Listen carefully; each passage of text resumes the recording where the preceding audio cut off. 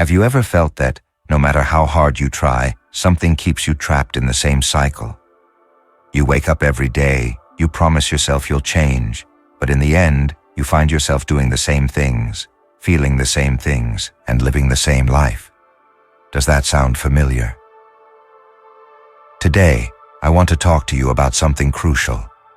Something that, if you understand and apply it, has the power to radically transform your life. Did you know you're not just repeating your old experiences because of bad luck, or because circumstances don't change? No. The key lies in something much deeper, in your own energetic frequency. What many people don't understand is that, in reality, the reality you're living is not just the result of your thoughts or desires. No. The truth is that the way you live, what you feel, what you experience, depends on the energy you emit. If you are still vibrating with the energy of your old self, then you will continue to repeat the same patterns, the same failures, the same limitations. But today, I want to show you how you can break free from that cycle. In this video, we are going to dive into how to free yourself from that version of you that no longer serves you, and how to align with the energy of the person you are destined to be. I will show you why what you do today, even if you don't realize it, is determining the reality you will experience tomorrow. Before we continue, I want to ask you for something simple. If this message resonates with you, if you feel something is waking up inside you, don't forget to like this video and subscribe to the channel. This way, you will not only be supporting this content, but you will also receive more resources for your personal growth and transformation. Now, if you are ready to discover how you can begin to release that old self and align with your highest version, stay with me. What you are about to learn today might be the change you have been waiting for. Our old self is not a simple memory. It is not just the person we once were, captured in the amber of the past. It is an active neurological and psychological structure, a program that runs in this very moment in the background, and that exerts a measurable force on every one of our present decisions. To understand the root of stagnation, of that feeling of pedaling hard without moving forward, it is fundamental to analyze this internal architecture. This structure is a weight, an anchor forged not of metal, but of neural information.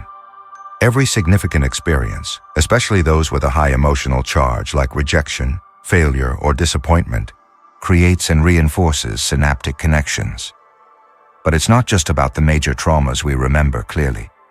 It's a much subtler process, like the formation of a stalactite in a dark cave, drip by drip, over centuries. Each drip is a casual criticism, a painful comparison in childhood, an unfulfilled expectation, a broken promise, a look of disapproval. On their own, they seem insignificant, but accumulated, drop by drop of experience, they form a massive and solid structure of beliefs about who we are and what is possible for us. Over time, we don't need an external event to feel its weight. The mere thought of a similar situation is enough for the icy current of doubt, fear, or resignation to flow through those already established neural pathways. And this weight is not an abstract metaphor. It manifests physiologically. It is the reason why your body subtly contracts when your boss calls you into their office. It is the knot in your stomach before a first date. It is the chronic tension in your shoulders, as if you were wearing an invisible cloak made of all your past obligations and worries. It is the persistent exhaustion that is not relieved by sleep, because it is not your body that is tired of working. It is your nervous system that is exhausted from operating under the parameters of obsolete software, the survival program of the old self. The main function of this program is protection. The primitive brain, the limbic system, is not designed to seek our happiness or expansion. Its sole directive is survival.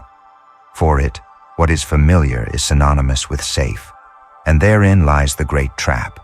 What is familiar is not always pleasant. Your comfort zone is not a zone of pleasure. It is a zone of familiarity. Even if that familiarity is painful, it is a known, predictable pain. New territory, a job opportunity, a healthy relationship, a creative project, represents a host of risk variables. The old self pulls the neural reins, not with malice, but with the irrefutable logic of a fearful guardian. Stay here. We already know this terrain. To take a risk is to expose yourself to unknown harm, potentially greater than what we have already survived. Here we enter the anatomy of the habit of being, a crucial concept for understanding why change is so difficult. Every time the old self program is activated, it not only generates thoughts, it releases a specific chemical cocktail into our bloodstream, composed of neuropeptides and stress hormones. Chronic fear produces cortisol, frustration and impatience, adrenaline, resignation, a decrease in feel-good neurotransmitters like serotonin. At the cellular level, our body is a community of trillions of cells that adapt to their chemical environment. If the environment is constantly flooded with stress hormones, the cells adapt their receptors. They become less sensitive to these hormones and therefore demand a larger dose to register the same signal. This creates a purely physiological addiction to our own limiting emotions. Your body, in its biological intelligence, learns to need the feeling of anxiety, lack, or victimhood to feel normal, to find its homeostatic baseline. That is why change feels so profoundly uncomfortable at first. You are not only fighting a mental pattern, you are dealing with the physical withdrawal from an emotional state to which your body has become addicted. The body sends panic signals to the brain saying, "Something is wrong. I am not getting my usual dose of suffering." And the brain, to calm the body, seeks or creates an external reality that justifies the production of that familiar chemical cocktail. Thus, a self-perpetuating cycle is established with relentless efficiency. The emotions recorded in the past and the body's addiction to them generate the dominant thoughts of the present. Those thoughts filter your perception and lead you to act in a way that avoids anything that could alter that familiar chemical balance. This inaction, this avoidance, reinforces the underlying belief of "I am not capable" and generates a new emotion, perhaps frustration or self-reproach, completing the loop. It is a closed system, a feedback loop almost perfect in its design, and it is the fundamental cause of the feeling of being stuck. The metaphor of the ship is precise. Your life is a magnificent vessel, but every time you try to set sail, you feel an immense force holding you back. The engine roars, the sails swell. You spend a tremendous amount of energy, but you barely move. It is the anchor of the past, and the old self is the stubborn captain who refuses to weigh it. This anchor is forged with specific chains. Listen to their silent echo in your mind. The chain of "I am not enough." The one of life is a constant struggle. The one of "no one can be trusted." The one of "I will never be happy." These are not just phrases. They are decrees that your subconscious obeys without hesitation. Let's see these internal scripts in action, in the raw reality of daily life. Imagine a professional. Let's call her Anna. She is competent, hardworking, and she sees a call for a project manager position, a role she secretly longs for. Her first impulse is one of excitement, a spark of possibility. But the instant she is about to click to apply, the old self takes control of the command deck. Her posture slumps slightly. She feels a chill in her stomach. A torrent of images and voices floods her mind in a fraction of a second. The disapproving face of an old boss, the memory of a mistake in a presentation 3 years ago, the voice of a family member telling her to be realistic. And the internal monologue begins. You, for that position, be serious. You don't have the experience others have. You lack this degree, that skill. They'll look at your resume and they'll laugh. Remember what happened in that project? They'll ask you about it and you'll go blank. They're going to find out you're a fraud. It's better not to try anything. Here, in your current position, you are safe. Nobody questions you. It's better to be invisible than to be humiliated. The script is so convincing, so rooted in the memory of past pain, that Anna closes the application. She feels a mixture of relief and deep self-loathing. The anchor has won. Now think of Marcos. After a painful breakup years ago, he meets someone new. The connection is real, the conversation flows, there is laughter and a sense of warmth he hasn't felt in a long time. But as the relationship progresses and the other person shows more interest and vulnerability, Marcos's old self activates the maximum security protocol. The script is different, but the mechanism is the same. Be careful. This is too good to be true. Remember how you opened up last time, how naive you were. They promised you everything and left you with nothing. People in the end always disappoint or abandon you. Look for the flaw, analyze every word, see? It took her a while to reply. She must be hiding something. Don't show too much interest. Be distant. It's better to sabotage this now and control the pain than to invest your feelings and have them destroy you later. And so, with small acts of self-sabotage, a cold message, an excuse not to meet, an unjustified distrust, Marcos creates the distance that confirms his original belief that no one can be trusted. The prophecy has self-fulfilled, and his old self sighs with relief. I knew it. I was right. The worst thing about this mechanism is that our mind is an expert at normalizing it, and while this is happening, the universe simply responds to the energy we emit.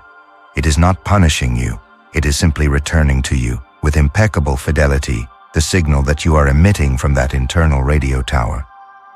But here, in the midst of this analysis, lies the most excellent news. This weight, this armor, this fearful captain, is not your true self. It is an identity you created to protect yourself, and its contract has expired. Here lies the great distinction that we must engrave in our consciousness. The fundamental difference between surviving and living. Surviving is a reactive state. Its language is fear. Its focus is the past. It is constantly looking at life through the rearview mirror, making decisions based on yesterday's wounds to prevent them from recurring tomorrow. In survival mode, your energy is consumed by managing threats, building walls, anticipating the worst. Your body is tense, ready to fight or flee. Your mind is an archive of grievances and dangers. Living, on the other hand, is a creative state. Its language is curiosity, possibility. Its focus is the present as a launching pad for the future. It is making decisions based on a vision of what you want to create, not on the scars of what you want to avoid. In creation mode, your energy is invested in building bridges, in exploring, in learning, in expressing yourself. Your body is relaxed, open. Your mind is a blank canvas. The old self is an absolute master of survival. It has kept you alive. You must honor it for that. But it is completely illiterate in the art of living. Your task, therefore, is not to improve your ability to survive. It is to declare it a success and graduate to a new mode of existence. To free yourself from this burden is not a battle. Fighting a part of yourself is a civil war in which the only victim is you. It is an act of recognition and profound understanding without judgment. Because compassion is not a weak feeling, it is a universal solvent. It dissolves the most rigid structures without the need for force. By applying compassion to your old self, you stop giving it the energy of struggle and begin the process of its dissolution. You no longer need to survive.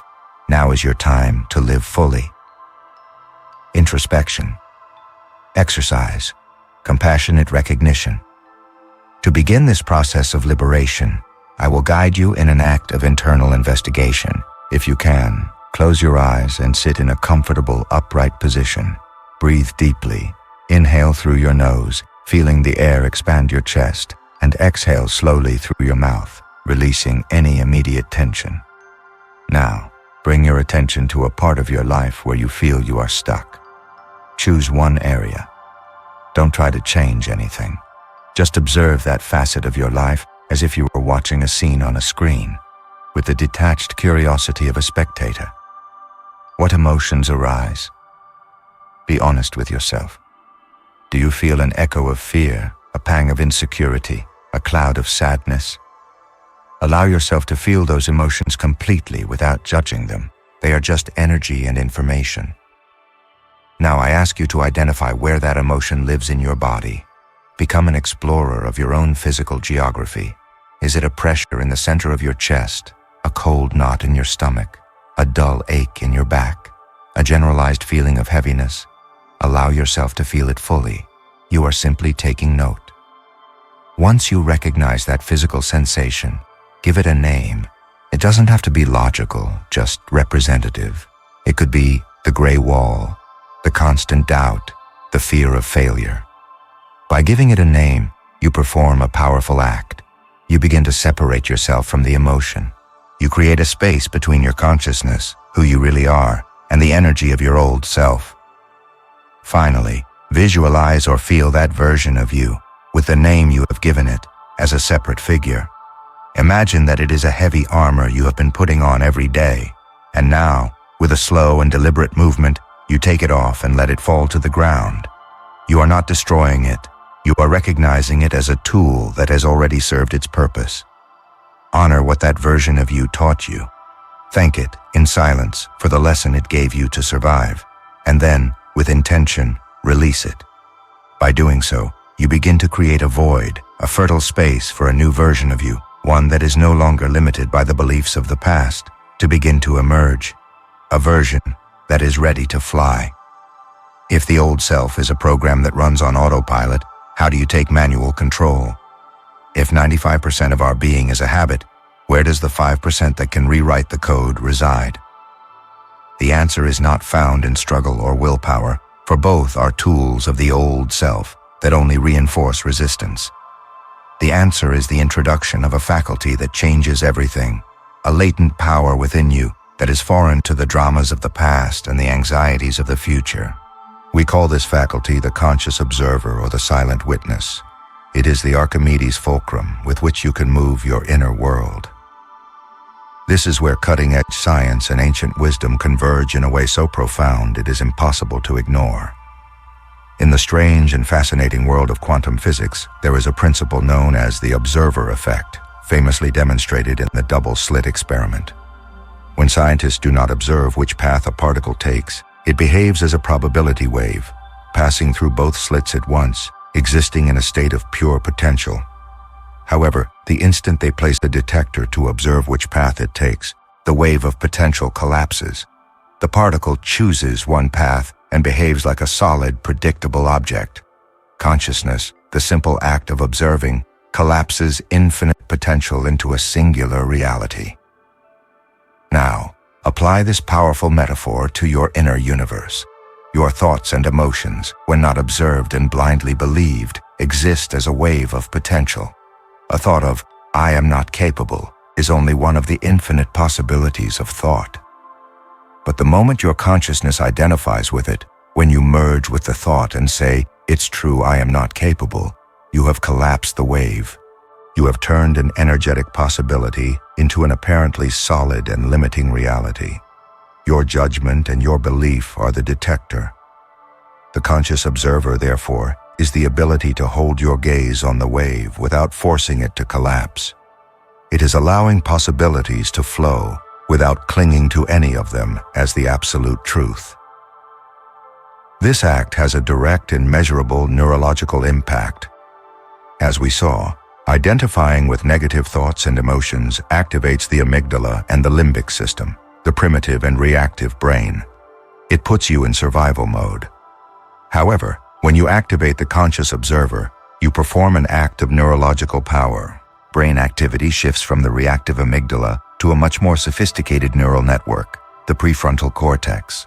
This is the seat of reason, planning, perspective, empathy, and conscious will. It is the CEO of the brain. Activating the observer is, literally, changing pilots in real time. You are moving from the seat of the frightened co-pilot, who reacts to every turbulence, to the chair of the director, who sees the big picture and chooses the course. To go even deeper, neuroscience has identified several key brain networks. One of them is the default mode network, DMN. This is the network that is active when our mind wanders, when we ruminate on the past or worry about the future. It is the neurological home of the old self, the voice of the ego that constantly narrates the story of our fears and failures.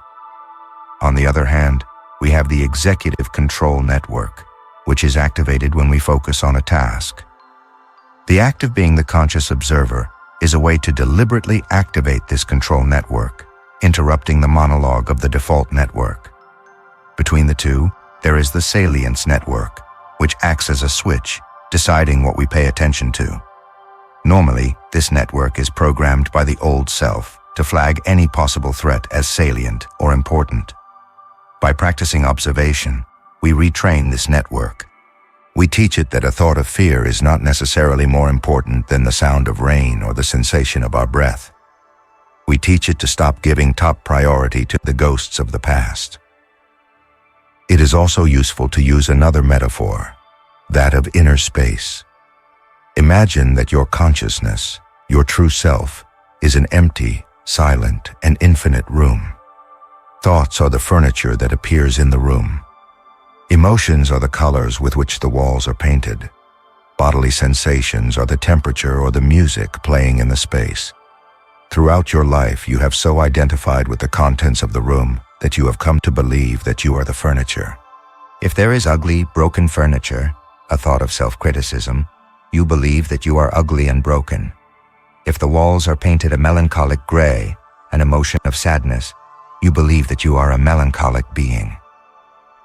The conscious observer is the act of remembering that you are not the furniture or the color of the walls. You are the room itself, the immutable space in which everything appears and disappears. The room is never harmed by ugly furniture. The space is never permanently stained by a sad color. Its nature is to be pure space. By adopting this perspective, thoughts and emotions lose their power over you. They can be there, but they no longer define you. It is crucial, moreover, to clearly distinguish what it is to be the observer from other mental activities with which it is often confused. First, observing is not positive thinking. Positive thinking is the attempt to forcibly replace ugly furniture with beautiful furniture. It is an act of resistance, of judgment, which implies that what is present is wrong. The observer does not judge. It does not care if the furniture is ugly or beautiful. It simply notes its presence without preference. True freedom does not come from controlling the contents of the room, but from realizing that you are the room. Second, observing is not intellectual analysis.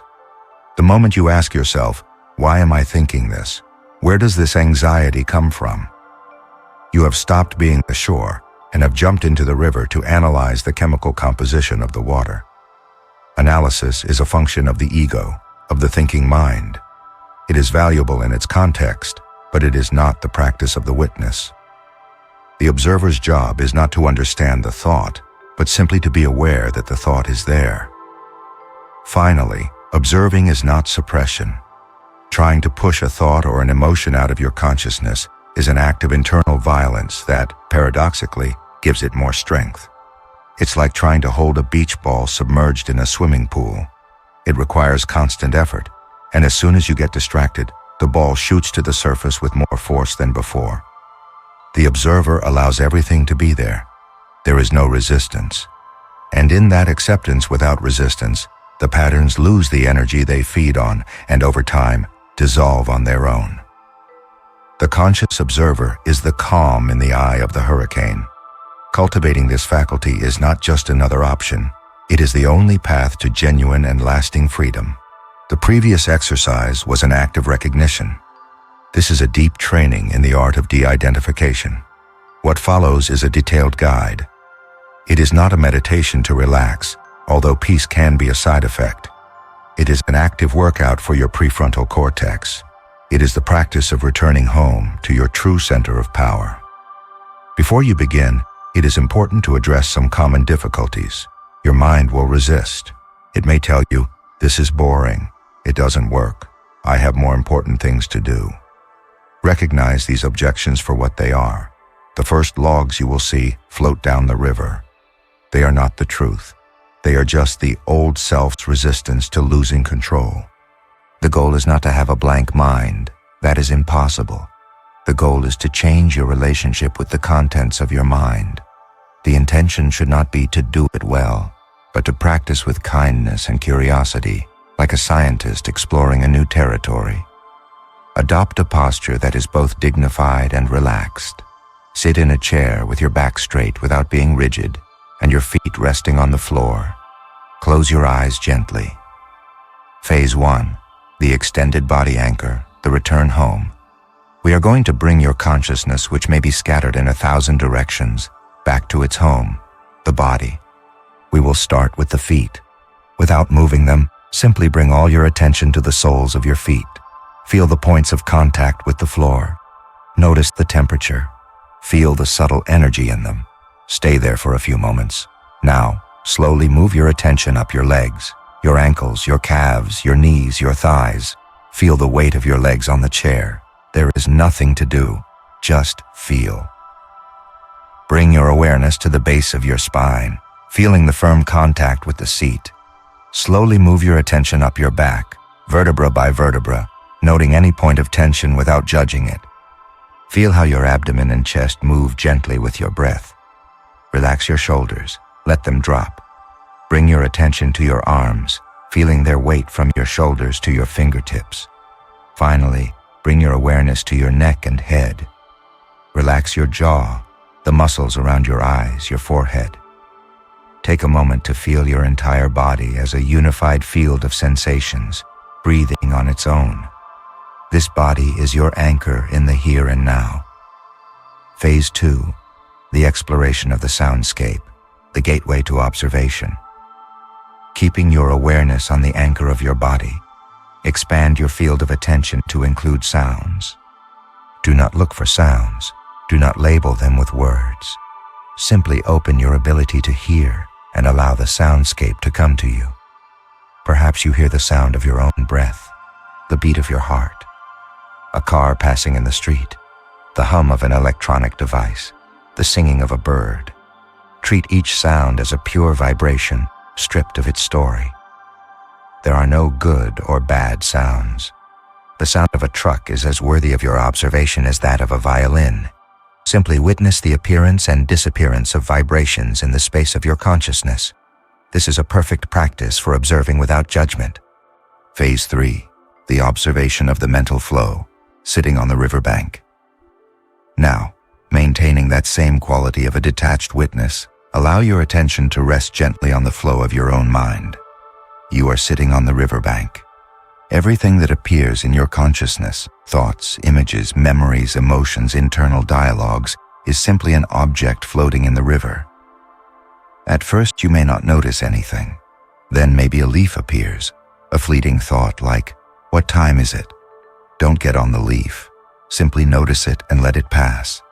Then you may see a large, heavy log, a recurring worry about a family or work problem. It is dark, dense. Feel the temptation to latch onto it, to analyze it. Your job is to resist that temptation. You are the bank. You watch the log pass, recognizing its weight, but without letting it pull you in. Internal dialogues will appear, fragments of conversations you had or imagine having. Images will appear, spontaneous memories from your childhood or visual plans for the weekend. Emotional sensations will appear, like a wave of sadness or a spark of irritation that will color the water of the river. Your only task, again and again, is to stay on the bank. Label it internally if it helps. Thought, image, planning, memory, emotion, and let it go. Inevitably, you will get distracted. You will find yourself in the middle of the river, clinging to a thought, being pulled by the current. This is the most important moment of the practice. It is not a failure. It is an opportunity. The instant you realize you have drifted away, you have awakened. You have activated the observer.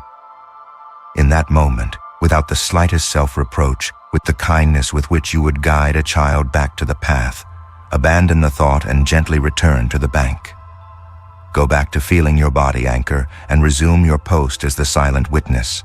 Each return is a repetition that strengthens the muscle of your prefrontal cortex.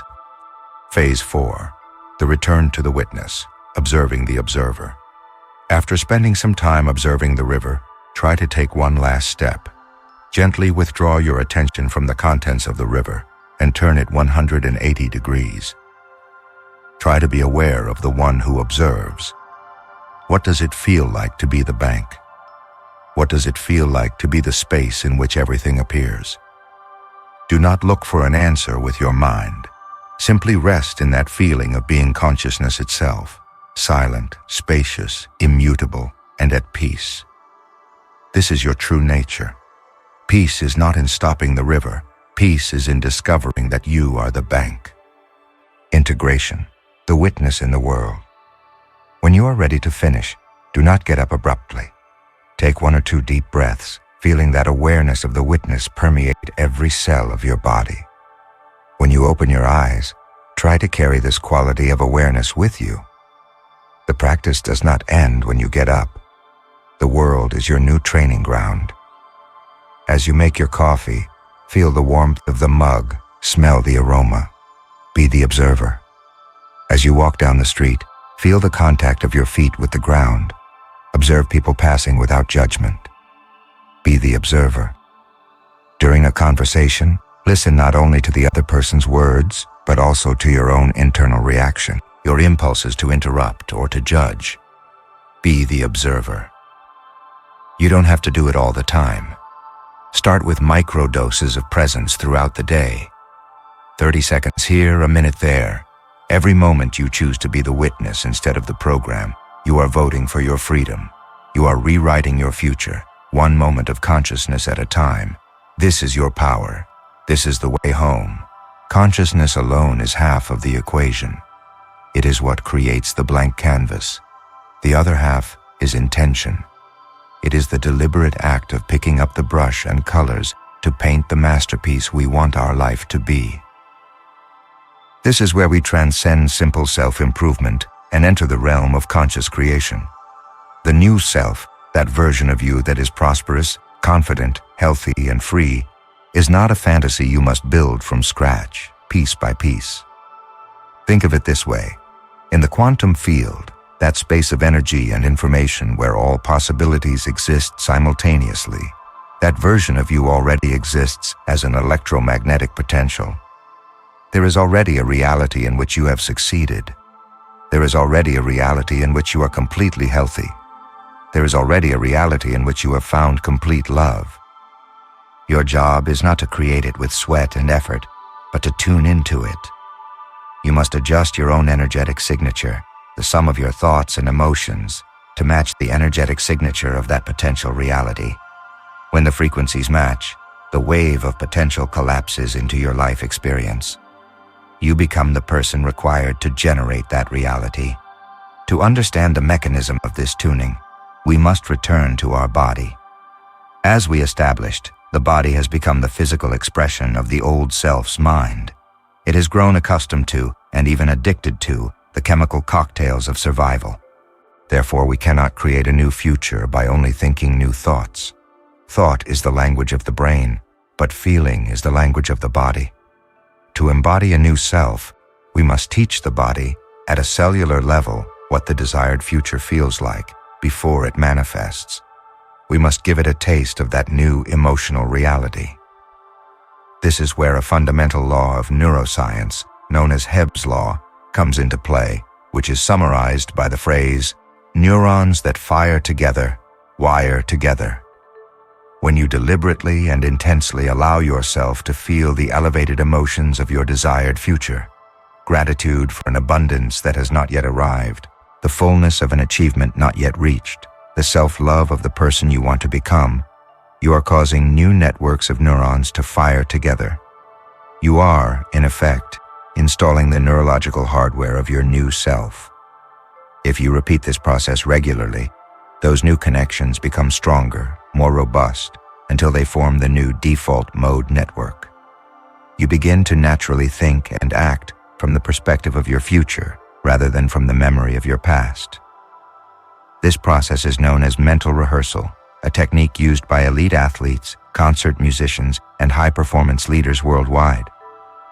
They prepare for an event not only by practicing physically, but by mentally and emotionally rehearsing every detail of success.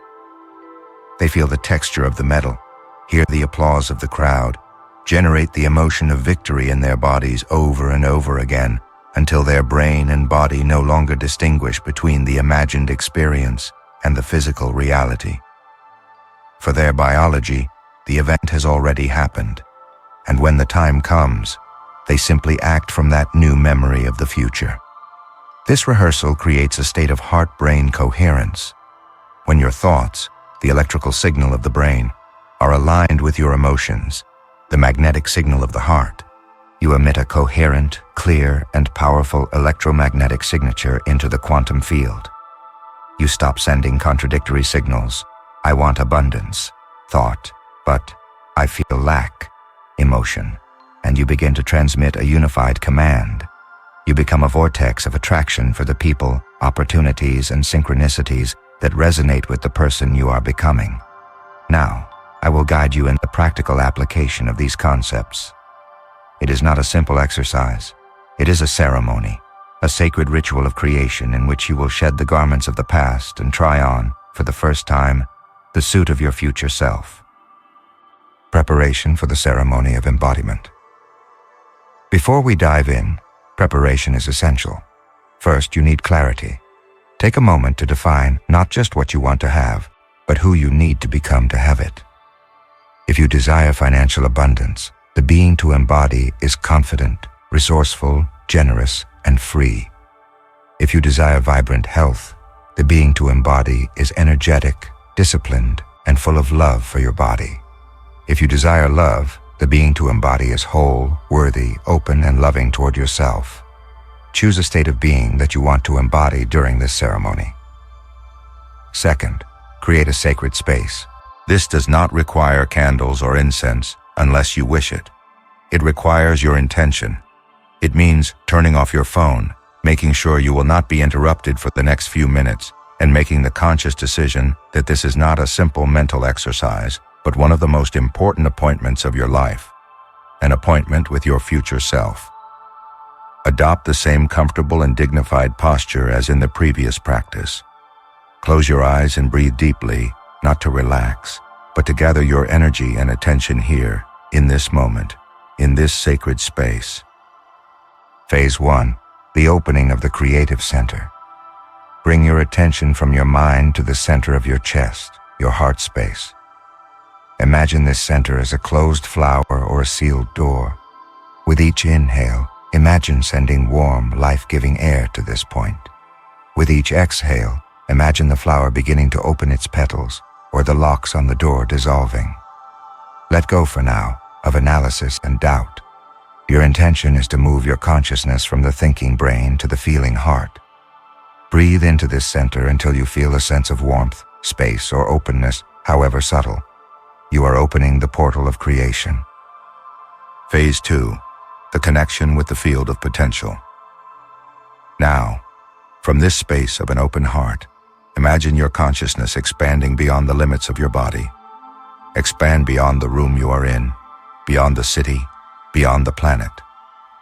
Imagine that you merge with an infinite, dark, and silent space. A space filled not with things, but with pure potential. This is the quantum field, the womb of creation, where all possible realities exist as waves of energy. Feel the immensity of this place. There is no time here. There is no space, only infinite potential. You, as consciousness, are now in the place where worlds originate. Phase 3, the sensory tuning and download. Within this field of infinite potential, you will now use your intention to tune into the frequency of the reality you have chosen. Think of the state of being you defined, confident and free, healthy and vibrant, loving and whole. Call to that frequency, and now allow that potential reality to begin to take shape around you. We are going to bring it to life, sense by sense. First, the vision. What do you see with the eyes of your future self? Don't think about it. Allow yourself to see it. Observe the details, the colors, the light. Is it the sunlight coming through the window of your dream home? Is it the view from the top of a mountain you have conquered? Is it the smiling face of a loved one? Is it the balance of your bank account on your computer screen? Make it real, sharp, detailed. Now, the hearing. What sounds do you hear in this new reality? Is it the sound of the ocean waves? Is it the laughter of your family? Is it the sound of your own voice, speaking with a confidence and calm that surprise you? Is it the notification of a successful sale? Or is it the beautiful sound of silence, of inner peace? Immerse yourself in this soundscape, the touch and the sensation. What do you feel on your skin? The warmth of the sun, the embrace of a loved one, the texture of the quality clothes you always wanted to wear, the steering wheel of your new car, the feeling of lightness and energy in a healthy, strong body. Feel the temperature, the texture, the pressure, the smell and the taste. What do you smell? The aroma of coffee in the kitchen of your new home, the scent of pine in a forest you are walking through without a care, the perfume of your partner, the taste of a delicious, healthy meal that nourishes your body. And now, the most crucial step of all, the elevated emotion. Once you have built this sensory scene, ask yourself, how does it feel to be this person, living this life? And do not accept a single word as an answer. Do not accept happy. Look for the real emotion in your body. Is it a feeling of overwhelming expansion in your chest? Is it a deep sense of peace that calms every cell? Is it a gratitude so intense it almost makes you cry? Is it a feeling of unshakable power and worthiness? Is it electrifying freedom? Find that emotion. And now, amplify it. Breathe into it. Become it. Allow this elevated emotion to saturate every part of your being. This is the language the body and the universe understand. This is the magnetic signature that attracts the corresponding reality. Hold this feeling. Don't let it go. Feel it for at least 1 or 2 minutes. You are recording a new memory of the future in your biology. Phase 4, the anchoring and the return. Maintaining this elevated emotion, slowly contract your consciousness back from the field of infinite potential, back to the room, back into your physical body. But this time, you bring that energy with you. Feel how that emotion of gratitude, of freedom, of worthiness now permeates your physical body sitting in the chair. You are anchoring the future in the present. You are teaching your body a new state of being. Before you open your eyes, place a hand over your heart and repeat internally, with total conviction, "This is who I am now. My future has begun. Thank you." Integration, living from the future. Slowly open your eyes. The ceremony has ended, but the real work begins now. The goal is not just to visit this state, but to live from it. Throughout your day, take 1-minute pauses to close your eyes, place your hand on your heart, and remember that elevated emotion you cultivated. When you are faced with a decision, ask yourself, what would the version of me who is already living this reality choose? And act accordingly. You will be making decisions not from the memory of the past, but from the inspiration of the future. When the old self tries to reappear with its doubts and fears, and it will, do not fight it. Use the tool from Pillar 2. Observe it with the calm of the witness, smile with compassion, and then, deliberately, return to the elevated feeling that you know is your new home. You have had a taste of the future. Now, your only task is to remember it until it becomes your present. We have traveled from the depths of cellular memory to confront the architecture of our old self. We have ascended to the watchtower of the conscious observer, and finally, we have planted the flag of our intention on the summit of our desired future. The ceremony has concluded. The work of creation has begun. But before we part, we must speak with honesty and depth about the path that lies ahead. Transformation is not a one-time event. It is a practice of mastery. Having tasted the elevated state of your future self does not mean that the echo of your past will be silenced forever overnight. The old self is a tenacious survivor. Its program has been running for decades and will not surrender control without resistance. This is where many sincere seekers become discouraged. After a period of clarity and elevated emotion, they may enter a phase that feels like a setback. This stage is so common and so fundamental to deep transformation processes that mystical traditions around the world have given it a name, the dark night of the soul. It is not a punishment or a sign that you have done something wrong. On the contrary, it is a sign that the process is working at a very deep level. It is the phase in which the ego, the old self, realizes that its dissolution is imminent and launches its last and fiercest battle for survival. During this stage, you may feel a deep disorientation. The old identity no longer fits comfortably, but the new one does not yet feel completely solid. It's like being suspended in the void between two worlds. Old fears, doubts, and thought patterns that you thought you had overcome may resurface with unexpected force. You may feel a strange sense of emptiness or lack of purpose because the old engine of survival, fear, lack, no longer drives you, but you have not yet learned to move with the new fuel of creation, joy, inspiration. It is crucial that you understand this. You are not regressing. You are purging. You are in the alchemical process of burning the lead to reveal the gold. The intensity of this phase is directly proportional to the magnitude of the liberation that is about to occur. It is the deepest darkness right before the brightest dawn. Added to this experience is a practical challenge, the apparent delay between your inner change and the response of the outer world. You start doing the work, feeling different, but you look around and your material reality seems to be the same.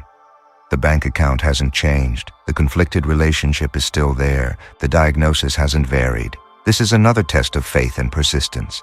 You must understand the concept of energetic and material momentum. Your old reality was like a gigantic ocean liner moving at full speed in one direction. Even if the new captain, you as consciousness, has turned the rudder and shut down the old engines, the immense mass of the ship will continue moving in the same direction for a while due to sheer momentum. The delay you perceive is simply the time it takes for the monumental energy of your old reality to dissipate while the new one gains momentum.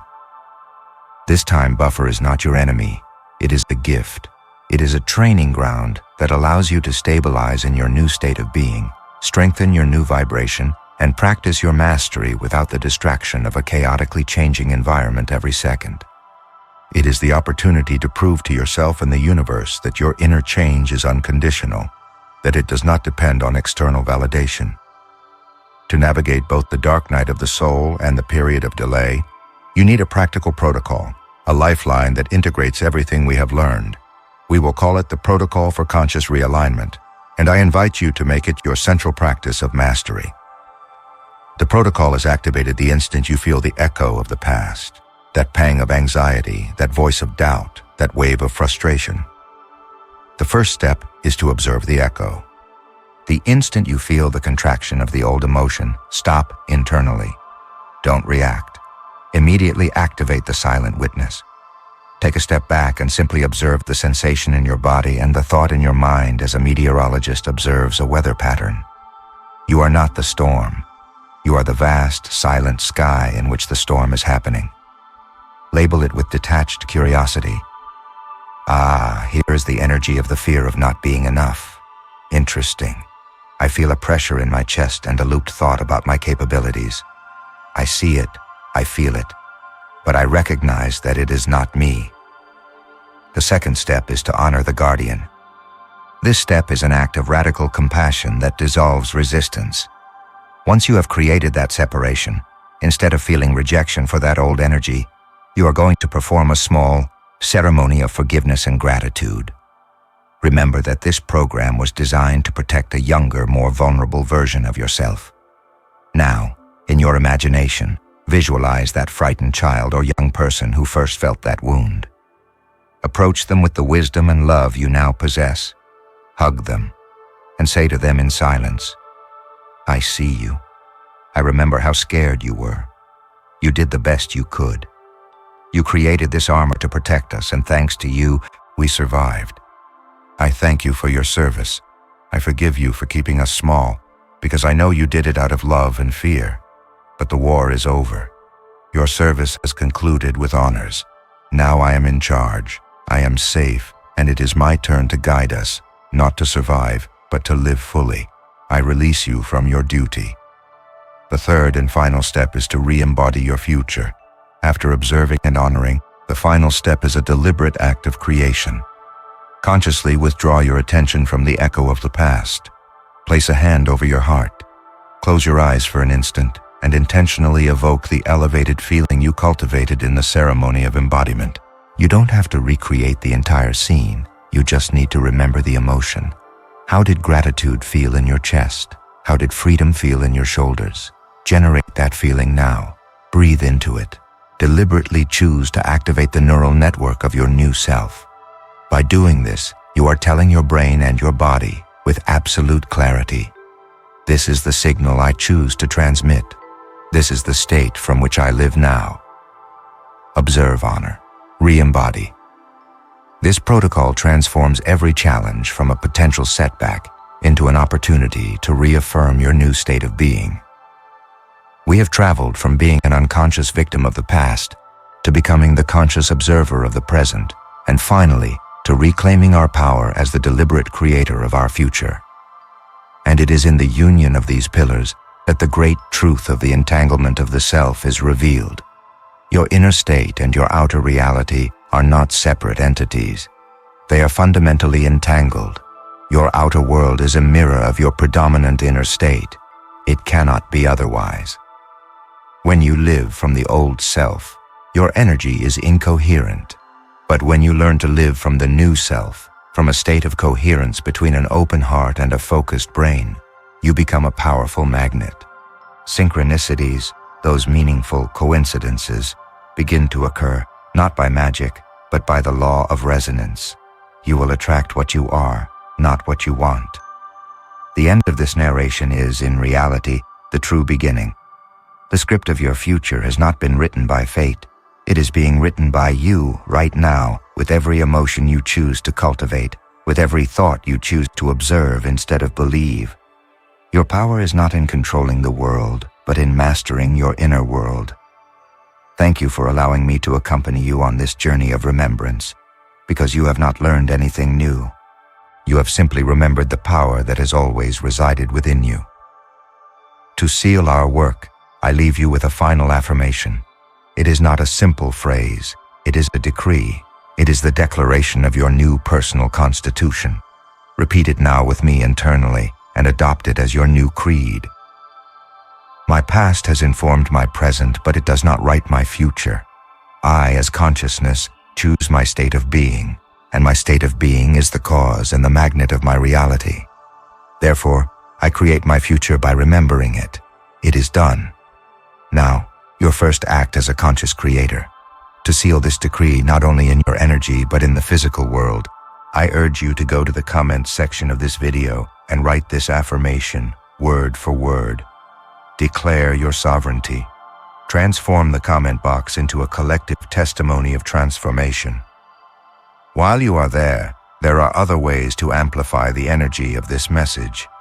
A like is a signal of resonance that tells us this knowledge is of value. Sharing this video is an act of service to others who may need this tool. And subscribing is your commitment to continue this journey together as a community of conscious creators. Thank you for your energy. Thank you for your presence. See you next time.